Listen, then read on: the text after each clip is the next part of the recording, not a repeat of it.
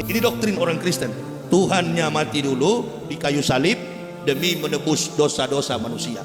Apakah Yesus yang kalian tuhankan itu betul-betul kalian percaya dia sebagai Tuhan? Pasti orang Kristen akan menjawab, ya, itu adalah Tuhan kami. Apakah Anda percaya bahwa Tuhan Sang Pencipta tidak pernah mati? Dia juga akan menjawab, betul, Tuhan tak pernah mati. Bahwa Tuhan tidak pernah mati. Di sisi yang lain, dia akan menjawab bahwa Tuhannya Yesus pernah. Jadi, apakah Yesus Kristus adalah Tuhan? Yes. Apakah Yesus Kristus yang adalah Tuhan itu mati? Yes.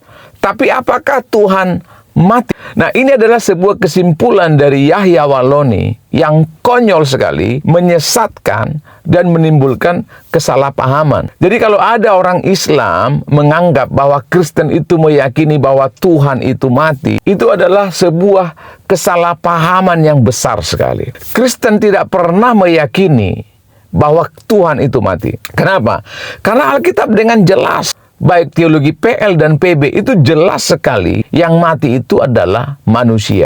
1 Petrus 3 ayat 18 mengatakan bahwa Kristus telah dibunuh dalam keadaannya sebagai manusia. Efesus pasal 2 ayat 15-16 dikatakan bahwa dia, Kristus itu juga mati sebagai manusia. Nah, kalau ditarik mundur, itulah sebabnya Kristen memahami inkarnasi Allah yang datang ke dunia dalam bentuk manusia.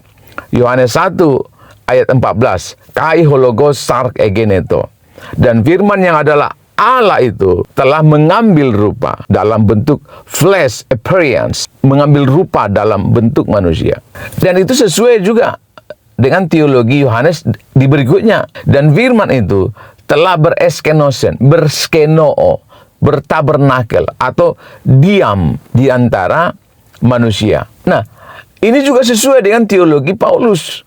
Dalam Filipi pasal 2 ayat 6-8 dikatakan Allah telah mengambil rupa, taking the flesh appearance, mengambil rupa manusia.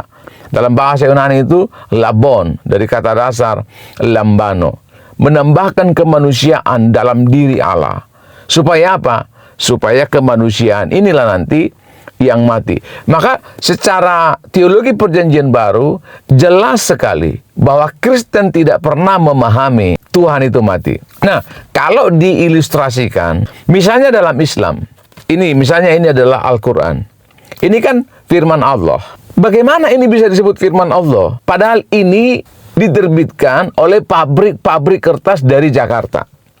Harusnya kan firman Allah itu kan harus datang dari surga. Makanya dalam teologi ini disebut, firman Allah ini disebut memiliki dua kodrat, ilahi dan insani. Memang firman Allah datang dari Allah, tetapi ini dia terbuat dari kertas.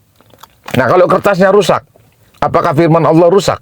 Kalau misalnya kertasnya digigit kambing, dimakan kambing, atau terbakar, apakah firman Allah juga ikut terbakar?